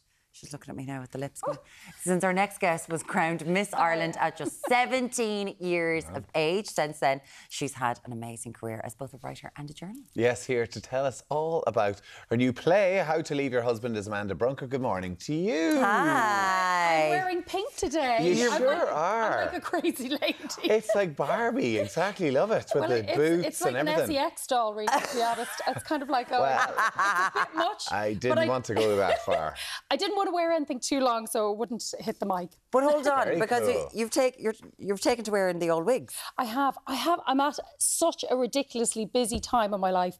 One of my sons is doing the leaving and there's been a lot of rugby. I'm demented with the rugby. Honest to God, if I was to have my time over again, I'd have nerdy children who were just into books and like just... Honest to God, all I'm doing is cooking, feeding, washing, taxing, everything. It's just exhausting. Well, you're not supporting. Of course I'm supporting. Yeah. I mean, but it's like, it's a full-time job. It's like, enough. Because they're good. They're both good, aren't they? Very overrated. Kids who are good at sport. It is, totally. I remember somebody saying, like, have a kid of mediocrity, so I don't have to try. Oh, because his parents follow didn't them know. everywhere. His parents didn't know. No, like, I mean, like last year we had to get flights to watch Edward play rugby. And that's fantastic. Class. But after a while, it's like going, OK, where are we going this Sunday? Right, we're going up to Belfast. So does your schedule pretty much follows the rugby schedule? Yes, pretty much so. And now, because my eldest is doing the leaving, so he had a big final on Sunday. So actually, underneath this pink hair, I have blue hair. Blue hair. I dyed it blue for Paddy's Day, the SET final. Hold on, now the blue. Why not for green? the final, Yes. not green. Okay, grand. Yeah. So the semi-permanent blue was a little bit more. She came in this morning. I was like, "We're blue."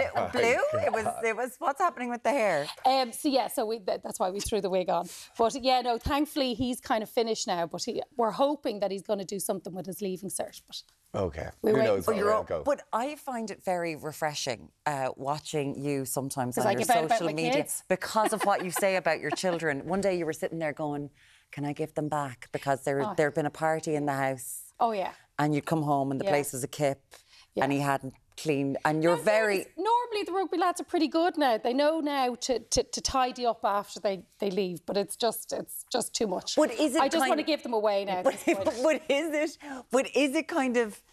You know, you were a very precocious young one. You were out there doing your own thing. Precocious? Yeah, absolutely. I would pick it up off the street. That's what I'm saying. Do you know what I mean? Like they were, like you know, having a bit of crack. I'm not here to talk about my kids. Let's move on. I'm here to sell play. I'm here to sell a play. Well, tell us about. So, is the key to leaving your husband to have a rugby playing son? Then this creates the divide. Well, I think the husband just leaves you because it's all about the kids. It's like, oh yeah. I'm just there to make food. The husband has no interest in being around me either. It's rugby. I never thought I'd be this person. I know. How did it well happen? done to you. We bring you all in eventually. You get there at some stage too. Honest to God, if I'm not watching under 20s, I'm not watching seniors, I'm watching schoolboy, I'm watching this, I'm watching the girls, I'm watching everything. It's My God, you have gone. But I still don't know the rules, though. Why did I call that? Why did we lose the ball? Yeah, me neither, to be honest with you. It's tough. They keep changing the rules. Well, do you know the rules of how to leave your husband? The rules. The rules, because you've got your play, how to leave your husband, and everyone always asks you, so come here, how is Philip? Are you still together? What's going on? Well, you see, when I wrote the play, Philip doesn't really have much interest in what I'd be doing. Is that Philip on the cover? That's definitely not Philip. That's the lovely Conor Clear. And a bit like Kate Middleton, I decided to have a bit of artistic licence with the poster. I had a bit of photoshopping. Conor used to work here, and Conor must be very happy with that Photoshop. Conor's very happy with that Photoshop. That's nice. It's nice. Fairness, he's a lovely body. Does it? Lovely body. It's just not quite that nice. It's not quite fit for the poster. It just needed a few tweaks. But I wrote the play and he never asked me what it was called. And then the poster came out last year when we first staged it. And I didn't tell him, but his friends soon told him, do you know your missus is after writing a show called How to Leave Your Husband? And he was like, what's this story here? And I said, don't worry about it. Don't worry about it. Don't worry about it. Doesn't involve you. What's the crux? What's the kind of... Well, the clue's in the title, Tommy. Well, I know that, but like... it's not ambiguous here. You know, we're telling you what it's... Basically, it's about It's a five-step plan, or what? It's a fella trying to work out if he could, if he should, and how he can leave his husband over the course of the show. Okay. Yeah. So, but it is just a disclaimer. It's a gay guy who is married, and they, excuse me, he's basically there's a trouble situation introduced into the mix, and he's like, I'm tapping out. That's pretty good stuff. Yeah. So it's not to do with Amanda. It's a gay man. It's definitely not. But it's a comedy. There's a little bit of there's a few sentimental moments in there. The reception to this last year when you first put it on was fabulous. I know, it was great. Really Daniel O'Donnell came, loved it. There you go. Connor's thrilled with himself. He said, I'm going to put it straight on my LinkedIn. He said, Connor has a beautiful singing voice. And he was like, I can die happy now. When Daniel O'Donnell says that. Yeah, he was thrilled. Last time we were chatting to you, you were about to do stand-up comedy. Yes. How did that go? Do you know what? It actually went all right. No way. Yeah, no, I was thrilled with myself. Sorry, I shouldn't be so surprised. Don't be so really? surprised. Come on now. Are you sure? Friends of mine were at it and they loved it. They said you didn't care. Do you know what? I was so tired because I'd done a gig down in Cork. On the Saturday, and then the Monday night we were doing the stand-up in Whelan's, and I just said, what's the worst that can happen? And I just went out and had a great time, and they laughed. And the great thing is there was so many lights, like it was full, Whelan's was full, it was great. I knew there was people there, but I couldn't actually see the eyeballs, so I could just hear the laughter. Would you do it again? Like, is it something you kind of think this show that I'm doing now next week, I am going to, this is kind of like a final hurrah, bit of a party, because I'm kind of going into retirement for the spring, the rest of the rugby season. Why are you going into retirement? Because I'm having a bit of an operation and I have to lay up for a little bit. Yeah, so I'm having a hysterectomy. I can't believe I've got this old. So like I'm going to be 50 in June. Yeah. And I'm having this, and I think it's a pretty extreme way to get out of housework and looking after the kids. I will grant you that. But this is going to be a good way There's gonna be some benefits out of this. Are you okay? Like, what's Yeah, going I'm on with this? grand. Because I'm sorry now, but mentally that has to be a big deal. Not really. Do you not think so? No, any time I've had anything done beforehand, I've kind of skipped into the surgery. I'm not really scared of things. Right. I'm having it's going to be robots who are going to be doing it. Wow, isn't that amazing? Apparently, there's a quicker recovery time. Well, what is the Soon find recovery? out. Because, like, you Oh, obviously... about 2 years. I was just about to say. But it'll be a great time, because, listen, you are so busy, and Yeah. you're always thinking, and you're always Yeah. writing, and you're always... But Yeah, having me actually a bit of time to sit down and relax, and actually just maybe plot out... In a lot of pain. I'm not sure this is the ideal way. I would have liked to go, like, a holiday somewhere, somewhere warm. So when's the operation? So the operation, nobody tell my mother. I haven't told my mother yet. If anybody sees her, please don't tell her. Please don't tell her I'm having a hysterectomy. Yeah, no, I haven't told her yet. Yeah. You're on the telly. Yeah, I know. Do you remember I got married and never told her? Oh, yeah. And you're very close with your mum. I know, she's the best. She is so... She's currently minding my dogs. I'm going to collect them after this. You see, I'd be one of those women, not to be too graphic, I'd be one of those women who'd still be able to have babies at the age of 73.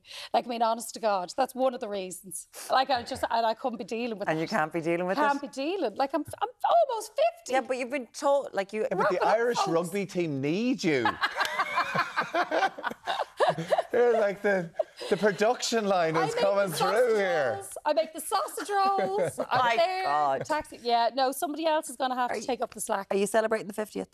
I can't celebrate the 50th because I had children and he's going to be doing the leaving cert. Oh. God, so you can't have a party? I can't have a party.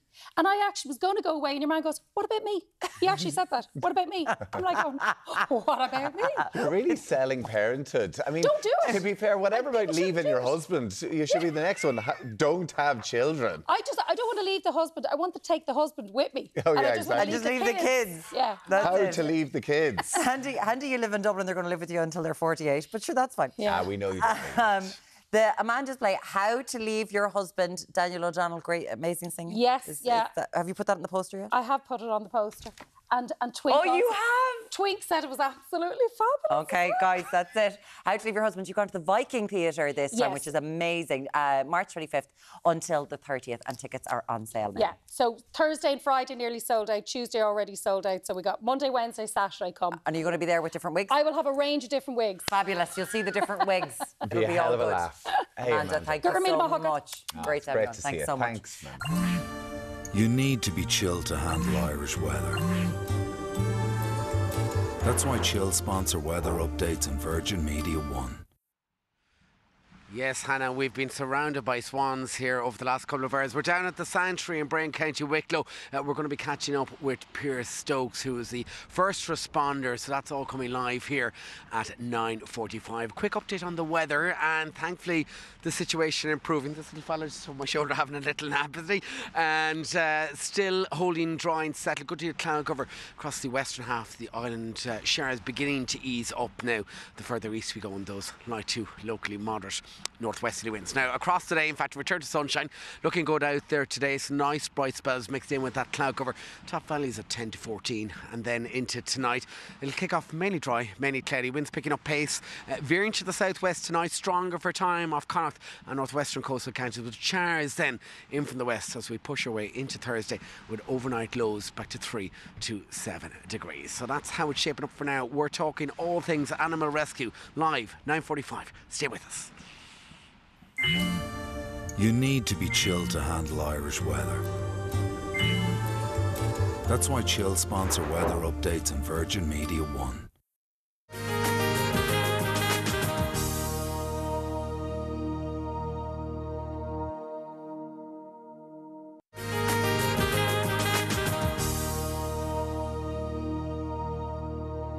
Welcome back. Now, tonal dressing, it's become fierce popular. It has indeed, it has. I don't know much about it, but I know a lady who does. Stylist Sort 8 minutes here to give us all the tips and tricks for wearing monochromatic colours. Yes. So when you say monochrome, right, you kind of think it's black and white, but actually monochrome refers to one single colour. So it's mono being one and chrome being colour, right? So, but monochrome kind of has, it's changed in terms of what we think about it, like over the years. So it's kind of, there's a little bit of colour, you know, there's a little bit of colour knowledge for you. But now for this season. Colour, well, it is. It's a whole thing. Absolutely. I could talk for hours about colour theory. So this season, it's all about how do you actually wear the same colour head to toe, but without it kind of overwhelming you. Because if you wear, let's say, one really, really bright colour, it can be a bit of an intimidating trend, especially if it's something you've never tried before or a colour you've never tried before. So how do we get that working for you for this season? Okay, let's take a look at our first look today, and this is Sophie. This is Sophie, and Sophie is in blue. So this kind of shade of blue I absolutely love. It's not quite a pastel, but it's not too sharp a blue either. So blue is a very cool tone. So what you want to do is to be able to break it up by mixing and matching your textures. So by that I mean knit with denim, or silk with denim, or knit with something softer. So it's like the hard and the soft. So for this look, we've gone for a knit cardigan, which is from Carrick Dunn, and you've noticed I'm wearing that, we've styled that like wearing a jumper. So there's nothing underneath. And then down to a denim skirt, which is a slightly different shade of blue. So you're still wearing the same colour, but that's where the monochrome effect comes in. So the hue is slightly different. But they work together, you know, sometimes they jar. Yeah, they do, exactly. So it's really about getting the colour balance right, so kind of from dark to light, which is lovely. And then pairing that with a really amazing cool-toned pair of platform sandals.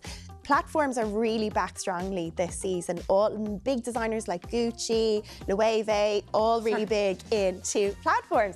But I love it with a longer length skirt because it really creates beautiful proportion. And also kind of drawing in that 90s trend. It does, the long doesn't it? denim skirts, they're everywhere now. They are. I wish I had kept all of mine from the early noughties. Oh, I really regret it. And then also to kind of contrast in there, we've got these lovely silver hoop earrings. So you've got lots of cool tones going on here, which are technically all working together.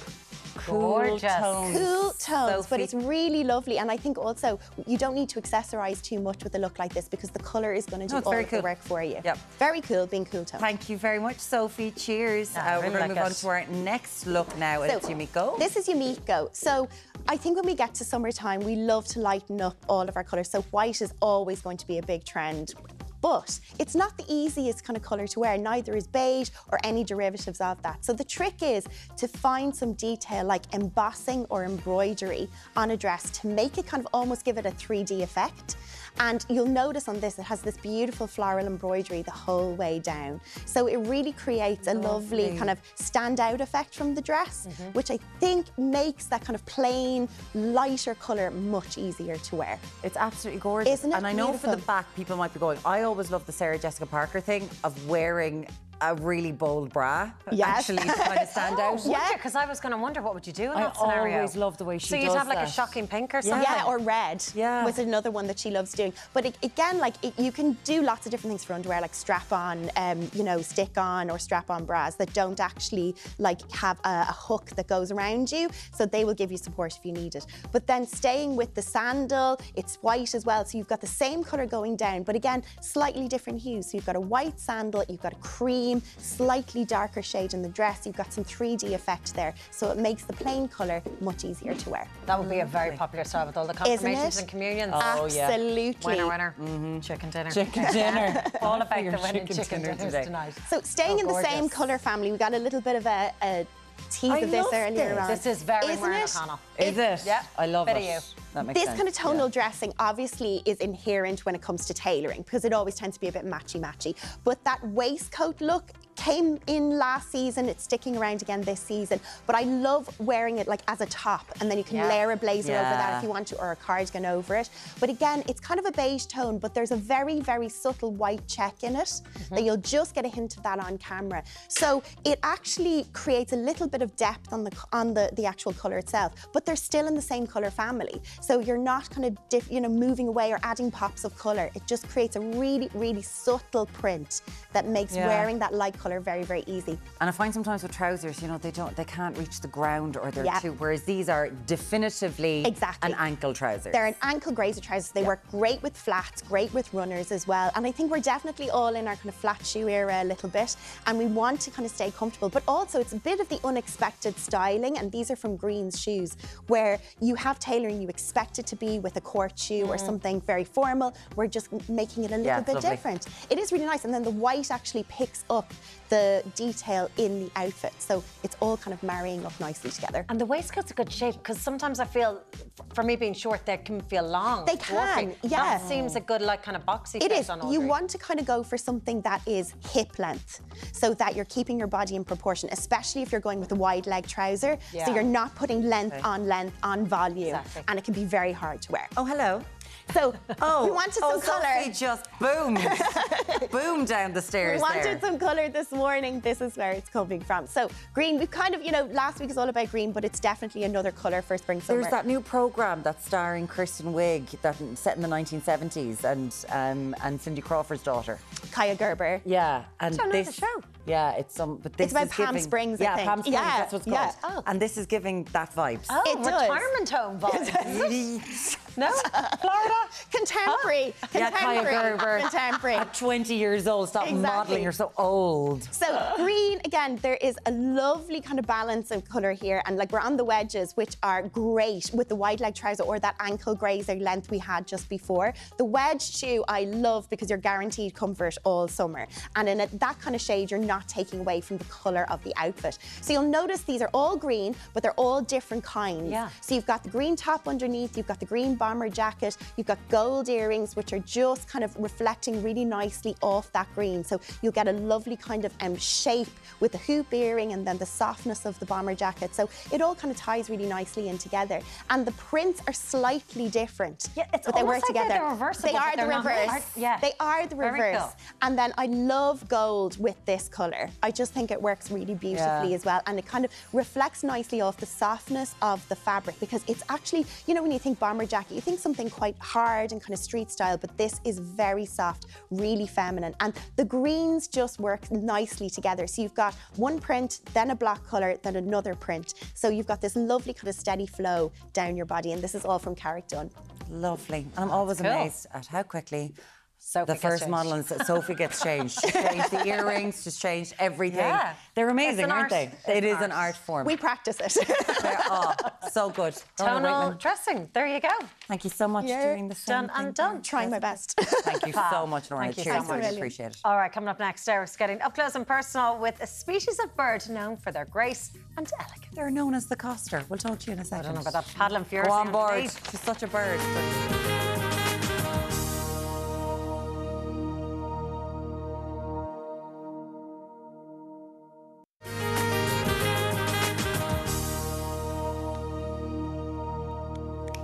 Look alive, Muireann. Last stretch, last stretch. You're nearly there. You're nearly home. Oh my God, you're hanging me out to dry. How could you? We're going to go to professional next. For anyone that visits Bray, whether on your holidays or for a morning swim, you may have spotted a swan sanctuary along the harbour. Yeah, Deric is in Bray this morning to find out more about one of the world's largest flying birds. Indeed. Deric, how are you getting on? Flying bird. Absolutely, we're hanging on. We're nearly home and dry, guys. Anyway, I kind of feel like Deric Doolittle down here because we're live from the Swan Sanctuary here in the harbour down in County Wicklow, right across the moat, surrounded by the most beautiful herd of swans. That's a new one on me, Pierce. Yeah, that's right. People always think it's going to be something like a prickle of hedgehogs or a gaggle of geese, but yeah, a herd of swans is the right term for this. And this herd can be as many as 150, but it's about 60 swans at the moment. Anyway, Pierce Stokes is a wildlife first responder. You're with us here this morning. First up, tell us about the sanctuary here itself, Pierce. So it's about 2008, I think it started here. Pete Wedderburn, the famous vet, he helped with a great kind of community group that take care of the swans. And now, and you met a few of them earlier on today, but Marcia and Lisa and the gang, they take care of these swans, feed them every day, make sure they get the best of food. And if anything happens to them, if they have an accident, a crash or something like that, they need help, they come straight down to Kildare Wildlife Rescue and we give them the help that they need, give them a bit of recuperation, a nice stay, and then they come back up here. We normally have about 160 swans down here. About right? 150 swans, yeah, will be the kind of upper limit. Depends on the time of year. This time of year there's about 60 swans. They'll start to pair up and they'll start to mate.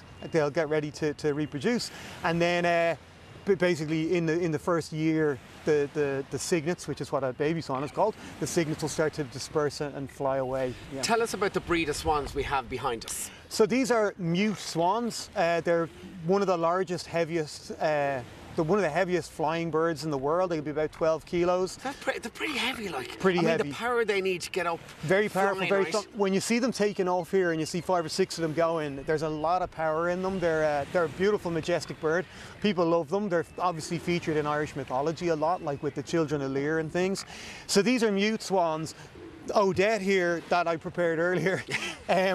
This is actually a hooper swan, which we also have in Ireland, but you can tell the difference between the two. The colour of the beak is reversed, basically. So on the mute swans, the orange or the yellow is down at the bottom and the black at the top, and on a hooper, it's swapped around. That's the easiest way to tell them. How can you distinguish between male and female swans? So you can't see it here, but the mute swan has quite a big bulge here on top of the beak, and essentially the bigger bulges are for males, and they tend to be a bit bigger as well. Do they mate for life? Denise Sullivan asked that question on Instagram earlier on. Yes, so they do mate for life. They've a divorce rate of about 3%. So it's quite low, right? Much lower than humans.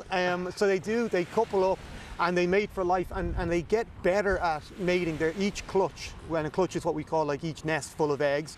So each clutch gets more successful. So they become better and better parents as time goes by. Let's get into swan injuries now. And you do get a lot of injured swans here. Either they're mained by the traffic, humans, they get caught in the wires. Quite a difficult job in terms of the rescue. Yeah, they are. Swans are big birds. They tend to be on water. They can fly, so they can be injured, and they might be hard to capture. So that's where Kildare Wildlife Rescue comes in. We've a volunteer network that come together. If there's a case that needs a rescue, we go ahead and we rescue the swan, and I can demonstrate. Yeah, just do a demo. So how would you actually wrap a swan then? Yeah, so the first thing, gloves on anytime we're going to be handling wildlife, and then we have this, it's called a swan wrap, and basically the swan goes into it, and then we just Velcro it up. There's a bit of seaweed on it there, and we make sure that the wings and the tail and the legs are all in there, held in place nicely. And Piers, would they be hard to capture, especially because they're obviously wild birds, right? Yeah, they are hard to capture. It depends on the injury. Sometimes we'll be seeing them when they're really on death's door, they're badly entangled or badly injured. But they can move, they can run faster than people, they can fly, they can jump onto the water. So it can be quite risky to capture them. It's very important that only trained wildlife first responders do try and catch them. And that's the message we're always trying to get out there, which is if you see any wildlife that needs help, get in touch with Kildare Wildlife Rescue first. Obviously, this is a sanctuary here itself.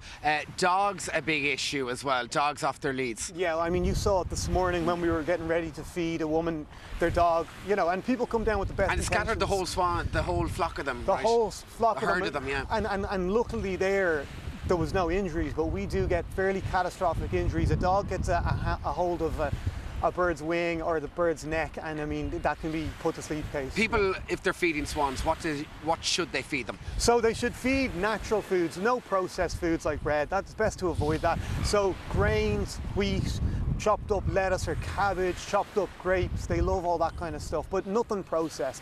No bread, and definitely not mouldy bread. A huge amount of volunteers involved in your operation as well.